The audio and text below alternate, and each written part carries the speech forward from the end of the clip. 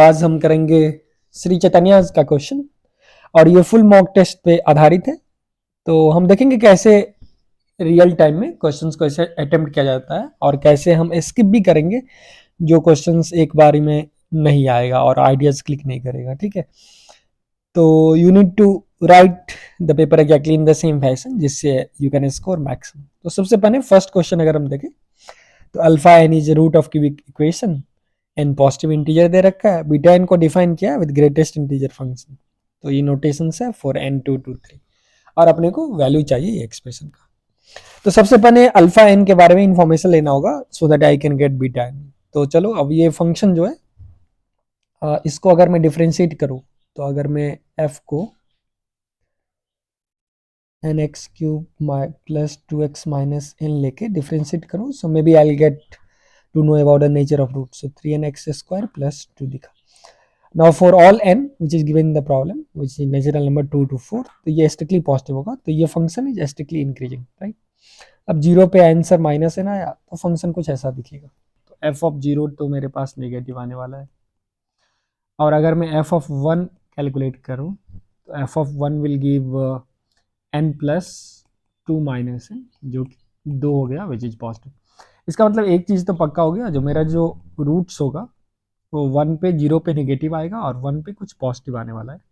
तो रूट्स तो पक्का जीरो के वन के बीच में लाई कर रहा है होगा। तो अल्फा एन जो होगा for all n must lie between zero to N.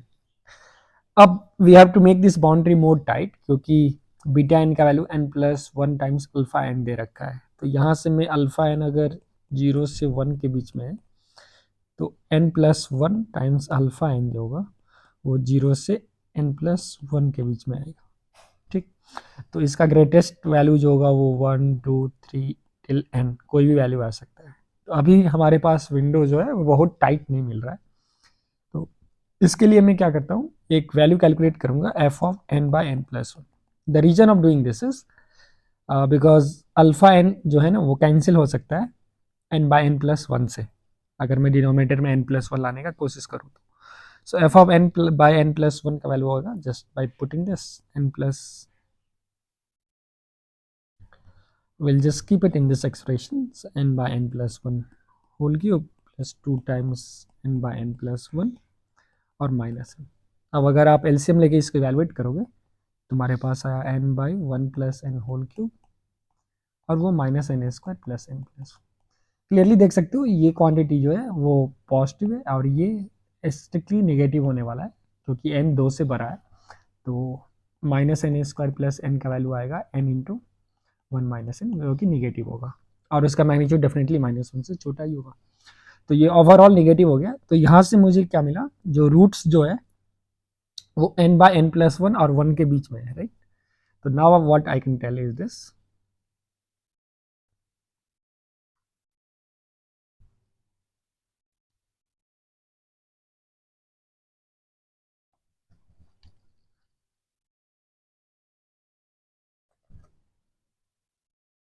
so now what I can tell is alpha n belongs to n by n plus one से वन के बीच में। तो n plus one alpha n ये n और n plus one के बीच में डांस करेगा। और अगर मैं इसका ग्रेटेस्ट लूँ, ठीक, तो ग्रेटेस्ट वैल्यू जो आएगा beta n is greatest of n plus one alpha n। तो अगर मान लो 5 से 6 के बीच में है तो इसका वैल्यू तो n ही आने वाला है, right. Because suppose if I take n equals 5 तो 5 के लिए ये 5 to 6 के बीच में जो भी ग्रेटेस्ट आएगा 5.2 5.3 सो that will give me 5 elements. So beta n का वैल्यू आपके पास n आ गया। तो ये बीटा के जो है ये इज जस्ट बीटा के इज जस्ट के, which means you can simply add this expression. Now ये तो AP का सम हो गया 2 + 3 टिल 2025, आप इसको ऐड कर दो n by two into n plus one और अगर आप इसको इवेलुएट करोगे तो सब कुछ कैंसिल हो गया, आंसर आ गया 2। तो ये एक अच्छा सा क्वेश्चन था जहाँ पे we have to check the bond on the roots and once we are done with the bond on the roots आप इसको आसानी से सॉल्व कर सकते हो। चलो दूसरा क्वेश्चन है, ये भी इंटरेस्टिंग क्वेश्चन है। कॉन्सेप्ट है, अगर हम कोई भी क्यूबिक का पॉइंट ऑफ इन्फ्लेक्शन लेते हैं, ठीक है, so this is the point here in our case t equal to 1 is the point of inflection. So the curve will be symmetric about point of interest. Symmetricity मतलब अगर मैं इस branch को लूँ और इसको रोटेट कर लूँ यहाँ पे 180 डिग्री से, so exactly it will follow on this branch. इसका क्या मतलब है? इसका मतलब है अगर मैं t इक्वल टू 1 से, suppose if I go at a distance of alpha, और फिर ये पीछे में भी अल्फा डिस्टेंस बैक गया, ठीक है, तो एग्जैक्टली इसका मिड पॉइंट जो होगा वो पॉइंट ऑफ इन्फ्लेक्शन होने वाला है, which I'll prove right now. So f of 1 plus alpha, and this height is f of 1 minus alpha. So what I'm telling is f of 1 plus alpha plus f of 1 minus alpha जो होगा वो 2 times of f of 1 होने वाला है। अब ऐसा क्यों होगा? क्योंकि तुम क्लियरली देख सकते हो, अगर तुम इसको डिफरेंशिएट करोगे अगर इस एक्सप्रेशन को, तो क्या आने वाला है? f dash 1 plus alpha, alpha के रिस्पेक्ट में, minus f dash 1 minus alpha equal to 0। फिर अगर मैं इसको डिफरेंशिएट करूँ तो f dash 1 plus alpha plus f double dash 1 minus alpha equal to 0। और आप अल्फा इक्वल टू 0 पे देखोगे तो क्लियरली f डबल डैश 1 0 होने वाला है। And from here also we can see f double dash 1 plus alpha is what, 6 times alpha, and f double dash 1 minus alpha जो होगा हो जाएगा माइनस 6 अल्फा, तो इसका समेशन 0 होने वाला है। So that's a very amazing property of any cubic expressions. So cubic expression is symmetric about point of inflection, मतलब 180 degree fold symmetricity will be there at point of inflection. उसका अगर मैं use करूँ तो अब मैं बता सकता हूँ कि मेरे पास f ऑफ x का जो वैल्यू है according to this definition of ft वो 1 आना चाहिए और f ऑफ y 5 आना चाहिए, राइट। अब 1 पे जो फंक्शन का आउटपुट है, 1 पे ये फंक्शन क्या दे रहा है? 1 पे ये आ रहा है 6 माइनस 3 3, ठीक, 1 पे 3 आ रहा है। और आप देख सकते हो मुझे x वैल्यू पे, कोई भी x पे अगर मैं, सो 1 पे 3 आ रहा है, और आप देख सकते हो कोई भी x पे मेरे पास 5 आना चाहिए, x पे 1 आना चाहिए, और फिर y पे 5 आना चाहिए। And what we can observe is 3 is the average of 5 and 1। इसका मतलब x और y जो है वो सेम डिस्टेंस होगा 1 के रिस्पेक्ट में।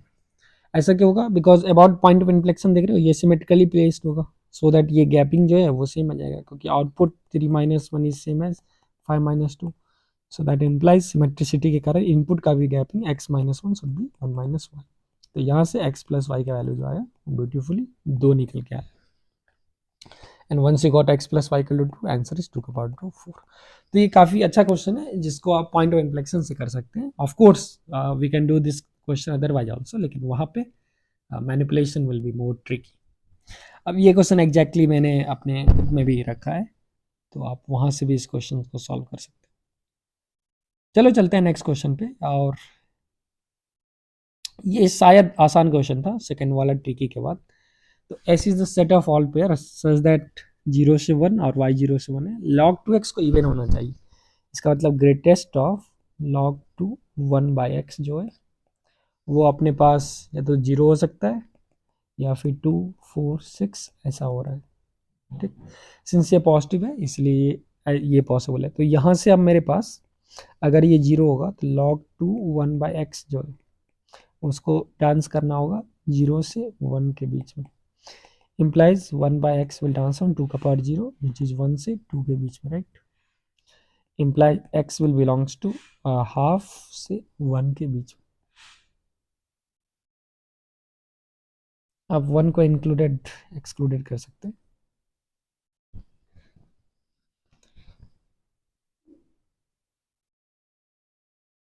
So this is what we'll be getting over here, right?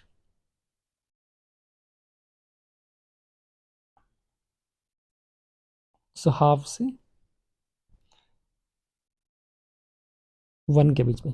Similarly, if I'll take a value of 2, we'll get the value of x 1 by 8 to 1 by 4, ठीक है। और फिर आप जैसे नेक्स्ट वैल्यू लोगे, अगर 4 लोगे तो यहाँ से x जो आएगा वो 1 by 32 से 1 by 60 आ जाएगा। अब exactly in the same way अब मैं y के लिए भी कैलकुलेट कर सकता हूँ। So log base 5 1 by y, अगर ये मेरे पास इवन है तो अगेन ये 0 होगा 2 4 6 होगा, तब 0 के करस्पॉन्डिंग अपने पास जो वैल्यू मिलेगा 1 बाई 5 से 1 मिलेगा। फिर तुम देखोगे तो 2 के करस्पॉन्डिंग मिलेगा 1/25 से, तो इंक्लूड एक्सक्लूड कर सकते हो, 1/25 यूनियन सो ऑन सो। आपसे पूछ रहा है this graphing yields a series of rectangle, नहीं, जब जो स्मॉलर हो रहा है as you move away from the origin, तब इसके पास अगर आप एरिया बॉन्डेड फिगर लोगे तो बेसिकली तुम्हारे पास क्या मिल रहा है, बेसिकली तुम्हारे पास जो रेक्टेंगल्स का एरिया है वो 1/2 और वो कभी 4/5 मिलेगा, एक अलग रेक्टेंगल मिलेगा 1/2 4/125 मिलेगा, मतलब it's basically product of 2 GP। एक GP कैसे चल रहा है 1/2 1/8 1/32 एंड सो ऑन, और दूसरा GP जो है that is 4/5 4/125 and so on, and if you multiply this आपके पास डायरेक्ट GP के फॉर्मूला से 1/2 इंटू 4/5 1/1/25, और ये मल्टीप्लाई करके आपके पास आंसर आया 5/9। ठीक है, तो फिर अब तुम m+n निकालना है, वो भी 14 हो गया। तो ये मीडियम सा प्रॉब्लम था, इसमें कुछ खास था नहीं, once you understand the meaning of even और ऑड, वो बेसिक लॉग पे क्वेश्चंस बनाए हुए थे। थर्ड क्वेश्चन इंटरेस्टिंग है, तो यहाँ पे तो ब्लाइंडली हाउ टू अप्रोच, आप देख सकते हो 10x and cot x is there in the picture, right, और दूसरा जो है यहाँ पे साइन कॉस और second cosecant, so they are symmetric expression, so will take advantage of. तीसरा हिंट यहाँ पे ऑलरेडी आ चुका है, the sum of this limit, तो सम ऑफ लिमिट कितना हो गया, pi plus 1011 pi by 2024 which will give you पाई/2। तो अब यहाँ तो किंग्स रूल का डायरेक्ट ये क्वेश्चन हो गया, so if I take this as to be I and apply replace x with पाई/2 माइनस एक्स, तो न्यूमरेटर ये वाला पोर्शन जो है उसमें तो कोई चेंज नहीं आएगा, so if I am telling this as psi x, so I can tell i is जो भी ये limit a to b psi x log of 2023 plus 2024 tan x by 2023 plus 2024 cot x dx, right? So if I use King's rule, a to b psi x will still be psi x, क्योंकि आप देख सकते हो sin will become cos, cos will become sin, तो ये दोनों exchange कर जाएगा और ये दोनों एक्सचेंज कर जाएगा, so keeping psi x unchanged। और यहाँ से अपने पास 2023 plus 2024 tan will become cot, और नीचे में cot जो है वो आपका बन जाएगा tan dx। अब आप सिंपली इसको ऐड कर दो, तो the moment you will add this to y equal to a to b psi x, अब ये देखो ये log अल्फा अगर लिखा हुआ है तो दिस इज log 1/अल्फा, so that will be log of alpha into 1/अल्फा, log a plus log b से, and this simply boils down to log 1 and log 1 is 0, तो ये पूरा का पूरा हो गया स्वाहा और अपने पास आया i इक्वल टू 0। तो ये एक सिंपल सा क्वेश्चन था, वंस यू रिकॉग्नाइज, जो इसमें तो ऑफ कोर्स कैलकुलेशन ज़्यादा होना नहीं चाहिए, नहीं तो ये बनेगा ही नहीं एग्जामिनेशन हॉल में। तो हिंट था a+b पाई/2 आना, और ये इतना भयंकर सा एक्सप्रेशन देने का मतलब ही था जो कुछ कटवट के बहुत ही शानदार सा आंसर आने वाला है जो कि 0 आया यहाँ से। तो ये आसान सा क्वेश्चन था। चलो अब नेक्स्ट क्वेश्चन अगर हम 7th का बात करें, एक साइड डिफरेंशियल इक्वेशन का क्वेश्चन यहाँ पे है, हाँ, तो क्वेश्चन नंबर 4 गया। क्वेश्चन नंबर 5 आप कॉम्प्लेक्स नंबर का है, ये सिंपल क्वेश्चन है क्योंकि यहाँ पे आप mod z-2 इक्वल टू अगर 1 लोगे तो z is a complex number whose distance from 2 is equal to 1, तो ये एक सर्किल पे बनेगा। अब यहाँ आप डोकागन बना सकते हो, ओके, डोडेकागन रेगुलर बना सकते हो आप, और फिर इसको कैलकुलेट करोगे तो वहाँ से आंसर जो है वो जल्दी आ जाएगा।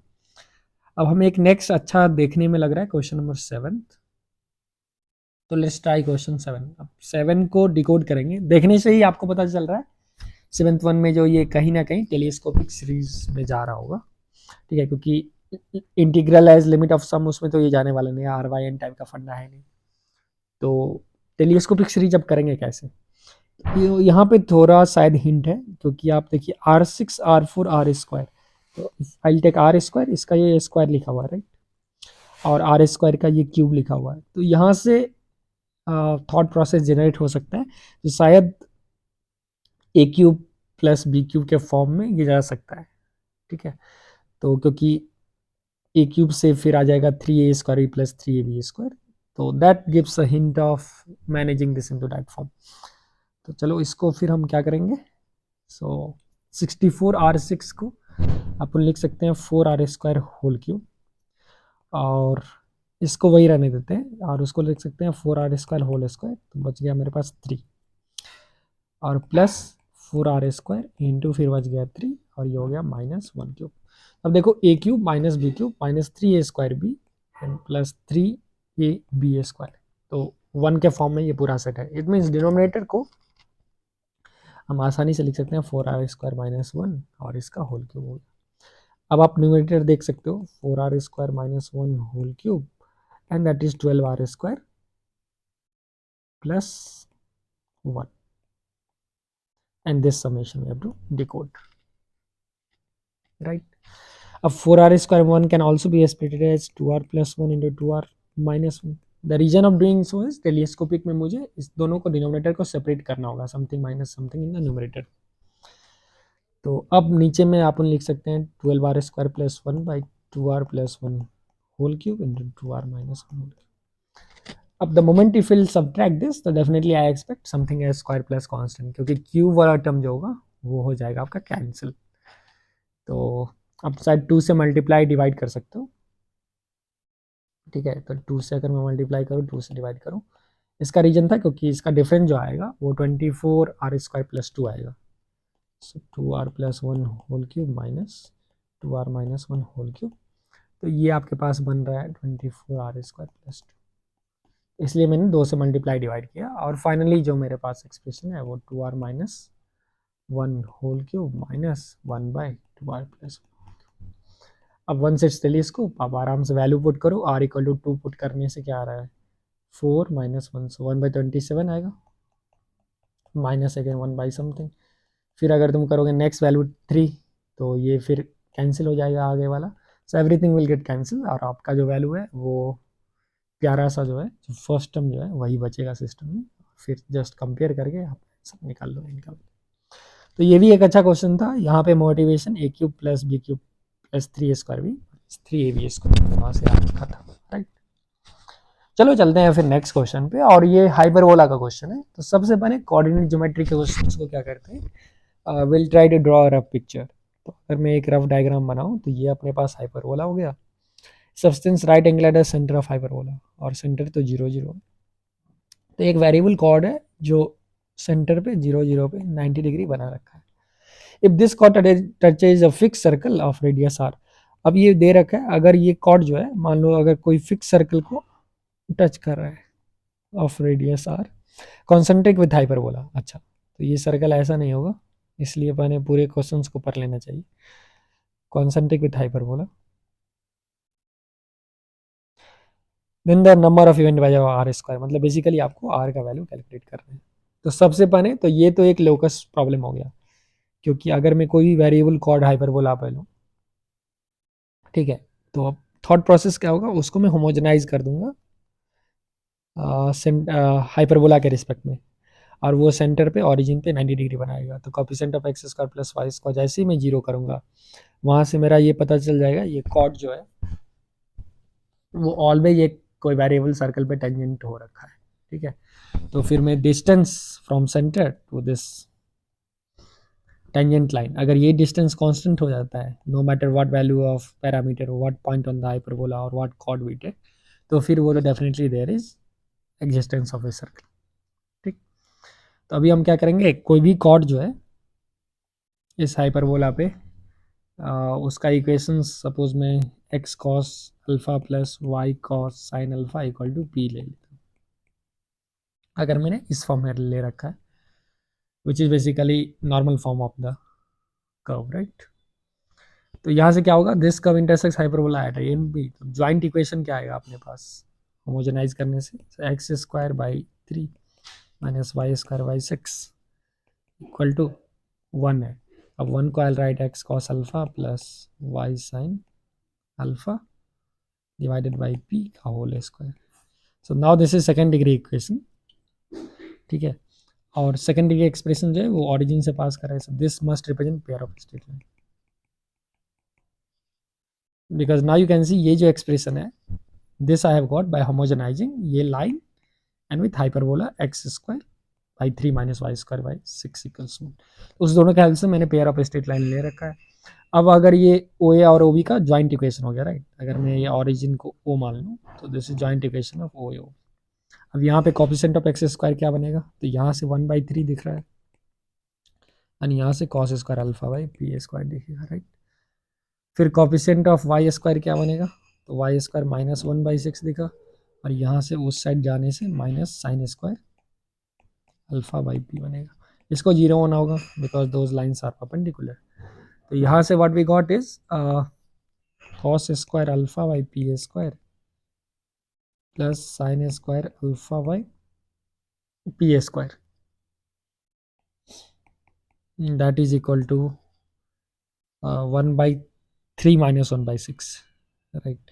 सो इस 1/6 आ गया, तो यहाँ से अपने पास आ गया 1/पी स्क्वायर इक्वल टू 1/6। तो पी स्क्वायर का वैल्यू जो है वो 6 है। अब पी क्या है, अब देखो पी बेसिकली ऑरिजिन से डिस्टेंस है, क्योंकि अब ये वेरिएबल लाइन मेरे पास है x cos alpha plus y sine alpha by p. तो अब देखो अल्फा चेंज होगा, क्योंकि अगर मैं कॉर्ड को चेंज करते रहूँ तो फिर अल्फा चेंज होगा। सिमिलरली पी भी चेंज होगा, क्योंकि पी रिप्रेजेंट डिस्टेंस। 0 0 से अगर मैं डिस्टेंस निकालूँ इस लाइन पे ना, तो वो आ जाएगा mod p by root over cos square alpha plus sine square, that is basically mod p. तो मॉड पी स्क्वायर डिपेंड कर रहा है, ये बता रहा है distance of any variable chord from the line. अब वो डिस्टेंस कांस्टेंट है, वो 6 है। तो अगर डिस्टेंस कांस्टेंट है, इसका मतलब ये जो भी लाइंस दिख रहे हैं वो एक पर्टिकुलर सर्कल पे टेंजेंट बना रखा होगा, ठीक है। अब कौन सा सर्कल पे टेंजेंट बना रखा है, डेफिनेटली सर्कल विद 0 0 ऑरिजिन, क्योंकि 0 0 से इस लाइंस का डिस्टेंस सेम है always, even if you are changing alpha. So that gives us P A square का value 6 which is basically radius. R square का जो वैल्यू है वो अपने पास बन के 6 आ गया और इक्वेशन ऑफ सर्किल आ गया x square plus y square. तो ये सिंपल सा प्रॉब्लम है अगर आपको एक बार होमोजेनाइजेशन का आइडिया हिट कर रहा है तो। चलो नेक्स्ट क्वेश्चन देखते हैं। और नेक्स्ट क्वेश्चन में ये दे रखा है function F of x one of the options. जैसे मैं सपोज ऑप्शन डी को ही सेलेक्ट करता हूँ, f inverse g inverse x, f inverse of g inverse x, and I need to find its derivative at the point x equal to -4। ठीक, तो सबसे पहले मैं क्या करूँगा, तो एफ इनवर्स एक्स को एक नया फंक्शन में फाई एक्स ले लेता हूँ, इन जी इनवर्स एक्स को let me take a new function psi x. So according to question phi of psi x का derivative you have to find x equal to 4 पे। तो ये आ जाएगा phi dash of psi of x into psi dash of x, right. अब देखो साई का relation जी से है, तो यहाँ पे मैं बोल सकता हूँ psi of g of x is basically x, that will give psi dash g of x into g dash x equal to 1, right। तो यहाँ से psi dash g of x का जो वैल्यू आएगा, psi dash of g of x is 1 by g dash x। अब आपको find करना है बेसिकली psi dash कहाँ पे, -4 पे। so we have to find phi dash of psi of -4 into psi dash -4। ये ब्लाइंड डिफरेंशिएशन का क्वेश्चन है, ब्लाइंडली आप इसको कर सकते हो, लेकिन just you need to track care of, you need to track the meaning of inverse function. और अगर एफ जी का इनवर्स है तो एफ ऑफ जी एक्स होगा। तब psi dash g of x 1 by g dash है, तो मुझे क्या चाहिए, साई डैश -4।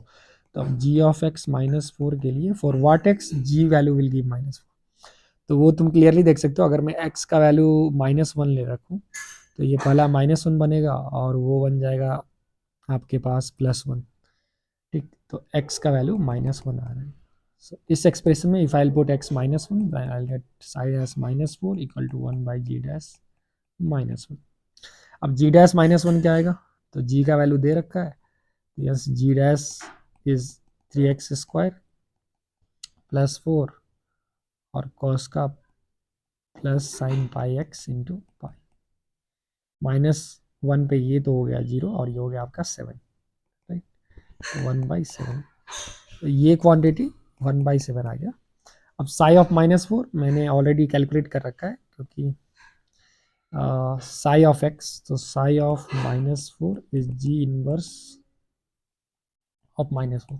अब जी इनवर्स ऑफ -4 क्या क्या मतलब है, जी फंक्शन में हम क्या डालने से -4 आ जाएगा, तो -1 डालने से। So phi dash -1 into 1/7। अब फाई डैश -1 कैसे आएगा, तो आपको पता है phi of f of x जो है वो एक्स आएगा फिर इनवर्स से, so five dash f of x times f dash x, that's gonna give you right. तो यहाँ से मैं बोल सकता हूँ अब I want f of x to be minus one, so let's see for what x f of x minus one आने वाला है। तो f of x minus one कैसे आएगा, एक्स अगर मैं वन रख दूँ, so will get four minus cos pi, right? So that will be plus 1, so that will be actually 5। x का वैल्यू अगर मैं जीरो रख दूं तो फिर मेरे पास माइनस वन आ जाएगा, so it will be just 5 dash zero, ठीक है ना। तो f of x minus one के लिए I have to keep x at 0, right? So it will give 5 dash minus 1 into f dash 0 equal to 1. So hence 5 dash minus 1 evaluates to 1 by f dash 0. अब function दे रखा है F of x, F dash will be 4 plus sine pi x into pi. अब zero पे evaluate करोगे तो ये simply 4 बनने वाला है 1/4। तो यहाँ से आप देख सकते हो ये आ गया 1/4 और वो है 1/7, सो टोटल इज 1/28। तो ऑप्शन डी जो है वो 1/30 वो फिर गलत ऑप्शन है, तो मेरे पास ऑप्शन सी जो है वो करेक्ट ऑप्शन हो गया। सिमिलरली आप ऑप्शन ए और बी को डिकोड कर सकते हो। तो यहाँ पे हमने कैसे डिफाइन किया रेस्ट फंक्शन, और फिर मैं ब्लाइंडली डेरिवेटिव का यूज कर रहा हूँ on the basis of f of g of x. तो इस टाइप के क्वेश्चंस काफ़ी फेमस है जेई में, और ये प्रीवियस ईयर्स में भी जेई एडवांस पूछ दिया है। तो यहाँ पे आपको कुछ दिमाग नहीं लगाना होता है, डायरेक्टली ब्लाइंडली आप डिफरेंशिएट कीजिए और फिर वो आ जाएगा, ठीक। सिमिलरली चलो अब एक दो क्वेश्चंस मैट्रिक्स वर्ल्ड से देखा जाए। तो अगर मैं क्वेश्चन 11 देखूँ, ये प्लेन वाला क्वेश्चन शायद सिंपल है, वो आप खुद से ट्राई कर सकते हो, ठीक।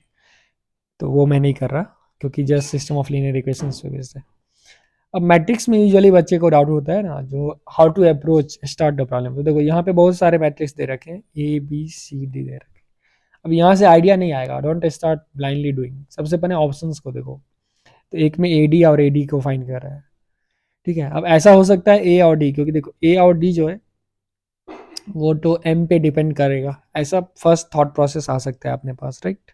जो ए और डी ए पे डिपेंड करने वाला है, लेकिन ऐसा भी हो सकता है वो इंडिपेंडेंट हो जाए, एम एम जो है वो पिक्चर से बाहर चले जाए। तो हो सकता है ए डी का वैल्यू सपोज जीरो आ जाए, तब तो फर्स्ट ऑप्शन रॉन्ग ही हो जाएगा। सेकंड में दे रखा है C A square B D, it mean somewhere I need to calculate C A square, and C is easy matrix, in fact ये परम्यूटेशन मैट्रिक्स है, परम्यूटेशन ऑफ आइडेंटिटी मैट्रिक्स, देख रहे हो उसके रो को चेंज किया गया है कुछ ऑर्डर में। तो सी ए स्क्वायर कुछ शायद आसान से आएगा। और यहाँ पे भी आपको बोल रहा है ना दैट ऑफ, देख रहे हो x plus y, z of x plus that of y, exactly नहीं है but C A square B D के बदले सी बी डी इनवर्स दे रखा है। दैट सो जो मे बी पॉसिबली सी ए स्क्वायर सी ना हो जाए, वो भी मैं चेक कर सकता हूँ ऐसा हुआ या नहीं। तीसरा ऑप्शन बोल रहा है अगेन सी ए के बारे में, सी ए तो कैलकुलेट कर सकते हैं, and c cube that's I. Third option easy है क्योंकि आप बी कैलकुलेट कर सी और ए डायरेक्टली कैलकुलेट करके बी चेक कर सकते हो, राइट। और फोर्थ ऑप्शन दे रखा है सी 2024 बी ए स्क्वायर सी 24, तो यहाँ से फिर बी ए स्क्वायर में भी कुछ पैटर्न आने का चांसेस है। तो सबसे पहले आप देखोगे तो अगर मैं ये लास्ट ऑप्शन को ही स्टार्ट करूँ तो let's try to find the pattern, C 24 के बदले सी बी ए स्क्वायर सी होता, और फिर c A square b a square c A square होगा। How will you decode, so it's c b c into c, right. Then maybe first I calculate c b c का value और फिर सी का value, तो ऐसे में सोचूंगा। तो चलो यहाँ से थॉट प्रोसेस स्टार्ट करते हैं। तो अगर आप यहाँ पे कैलकुलेट करोगे, जो कि सबसे आसान चीज़ कैलकुलेट करना था सी क्यूब का वैल्यू, तो सी क्यूब अगर आप कैलकुलेट करोगे तो वो डायरेक्टली आई आने वाला है। तो ये तो फर्स्ट पार्ट सही है, राइट। और सी ए सी का वैल्यू क्या आएगा, C A C that is C A C that is B. क्यों, क्योंकि अब पहला ऑब्जर्वेशन है, देखो 9 10 11 और ये 9 10 11 इस रो में कुछ ऑर्डर में है, फिर 1 2 3 और 1 2 3 यहाँ दिख रहा है, 1 2 3 1 2 3 दिख रहा है। इसका मतलब ए और बी मैट्रिक्स जो है ना वो एक दूसरे से काफ़ी रिलेटेड है और in fact they are permutation of each other है, मतलब इसको कुछ जंबल करके ए और बी हम ला सकते हैं। अब जंबल करवाने वाला कौन होगा, वो सी होगा। तो ये तो पक्का पता चल रहा है अगर मैं सी को ए से रिएक्ट करवाऊँ तो बी आने का उम्मीद है, या फिर सी का कोई कॉम्बिनेशन को ए से रिएक्ट करवाने से भी आ जाएगा। तो अभी आप ये क्लियरली देख सकते हो, अगर मैं सी ए सी फाइंड करूँ, C A C B from air, right. अब फिर तुम बताओगे जो वो आइडिया क्यों है, क्योंकि सबसे पहले सी ए तो तुम फाइंड कर ही लोगे ना, क्योंकि ये तो पूछ ही रहा है ऑप्शन सी में, that will motivate you to find C A. और फिर सेकेंड थिंग सी क्यूब आपका ही आ गया, ठीक। अब डेट ऑफ ए का वैल्यू अगर आप चेक करोगे तो डेट ऑफ ए जो है वो 0 है। डेट ऑफ ए जैसे ही 0 हो गया तो ऑप्शन ए तो ऐसे ही सही हो गया, आपको कैलकुलेट ही नहीं करना है, क्योंकि det of a d is same as det of A into det of d, properties of det से। तो ये 0 इज ग्रेटर देन 0, तो ये तो फिर गलत ऑप्शन हो गया पहला वाला, राइट। अब इन जनरल मैट्रिक्स में det of a plus b नहीं होता है, det of a plus det of b ऐसा नहीं होता है, लेकिन यहाँ पे हो सकता है। कैसे हो सकता है ना, अगर ये दोनों का दोनों सेम मैट्रिक्स बन जाए।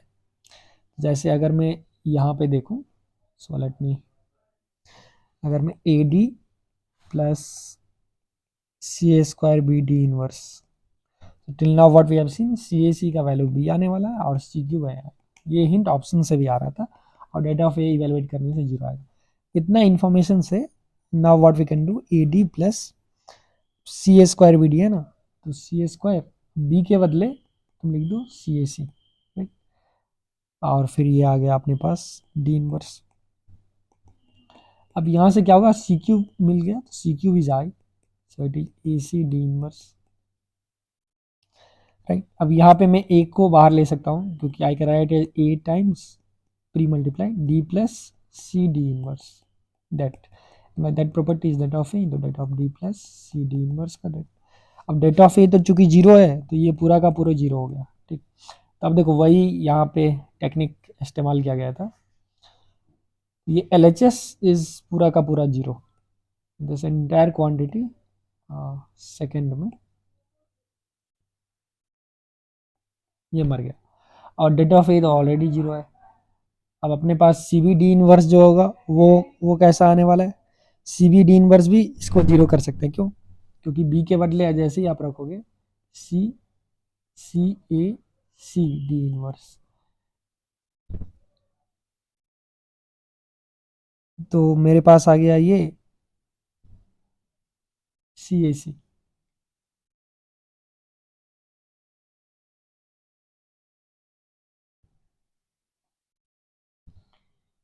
तो this is det of C और data of C A C and yes this D inverse.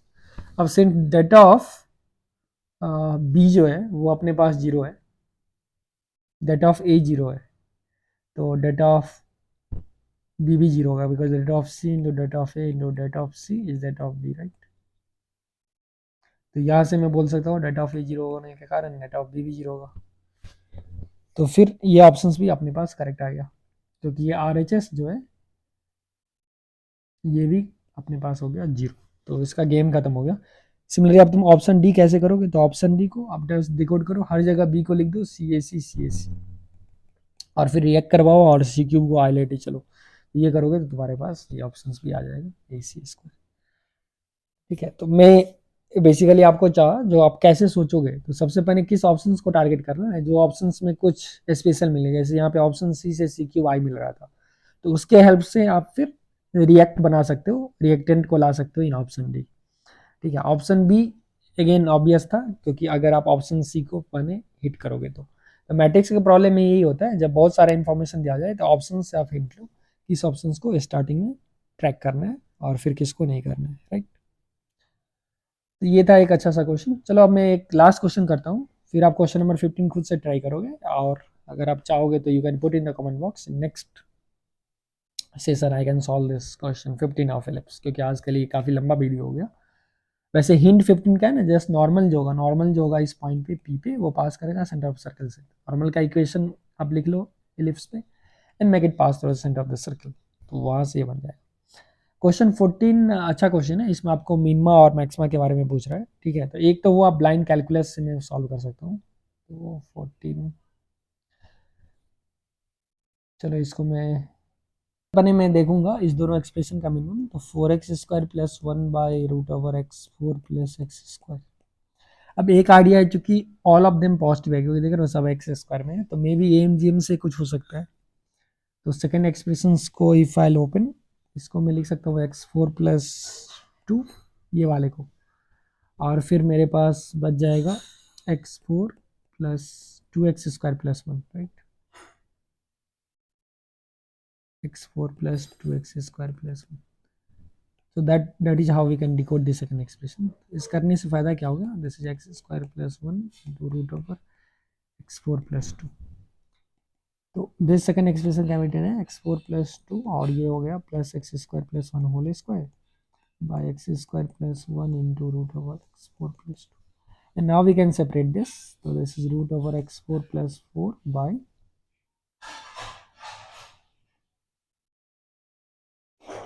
And now you can separate this. So ये जो अपने पास दिखा x4 plus 2 by x² plus 1 plus x² plus 1 by root x4 plus 2।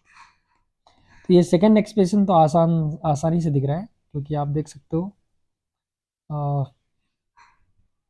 ये quantity पे मैं MGM लगा सकता हूँ because if this is alpha and this is beta, so we can tell alpha plus beta by 2 is equal to root over alpha into beta, right.